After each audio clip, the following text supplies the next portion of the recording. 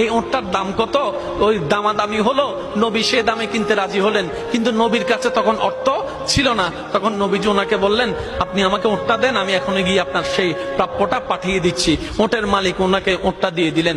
আশেপাশে যারা ওঁটের মালিক ছিল সবাই জিজ্ঞেস করতেছে, এই পাগলা, তুমি কি যাকে ওঁট দিয়েছো তাকে চিনো? বলে যে না। নাম জানো? বলে যে না। পরিচয় জানো? বলে যে না। ঠিকানা জানো? না।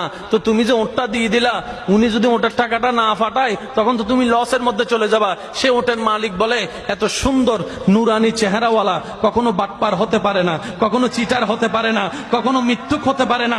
ওনার চেহারা দেখেই তো আমি ওঁট বিক্রি করার আগে মনটাই বিক্রি করে দিয়েছি, মনটাই বিক্রি করে দিয়েছি, মনটাই বিক্রি করে দিয়েছি।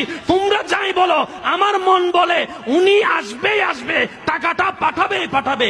এই কথা বলতে না বলতে কিছুক্ষণ পরে নবীজির একজন সাহাবা এসে বলছেন, একটু আগে একজনে ওট নিয়ে গিয়েছেন কাছ থেকে, ওটের